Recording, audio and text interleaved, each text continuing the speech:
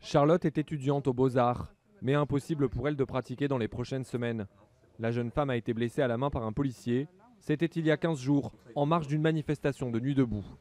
Je me suis pris un coup de matraque qui allait être sur mon visage, mais en fait je me suis protégé le visage avec les mains en fait. Donc c'est-à-dire que si ça n'avait pas été mon doigt, ça aurait été je sais pas, mon arcade sourcilière ou carrément mon crâne quoi. J'aurais peut-être été défigurée. La jeune femme souffre aussi d'hématomes sur les jambes. Brièvement hospitalisée, elle a décidé de porter plainte. Parler pour inciter d'autres victimes à sortir du silence. Depuis le début du mouvement contre la loi travail, les accusations de violence de la part des CRS se multiplient. Kevin raconte une histoire similaire. Il a été violemment bousculé lors d'une évacuation de la place de la République. On m'a traîné au sol, par terre, par les cheveux, on m'a arraché 4 dreads.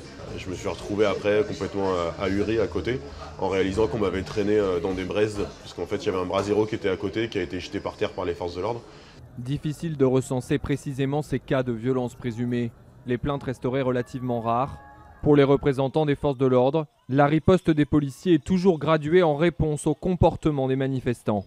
Lorsque les policiers reçoivent l'ordre d'évacuer un site, par exemple, eh bien, en fonction de l'attitude des manifestants, en fonction de l'attitude des gens qui font un sitting, par exemple, eh bien, la riposte policière ne sera pas la même. Il y a des méthodes qui sont adaptées, mais en tout état de cause, force doit rester à la loi. Et bien évidemment, on doit vous sortir. Mobilisés aujourd'hui contre la loi travail, les militants de Nuit debout veulent aussi faire entendre une autre revendication, la lutte contre les violences policières.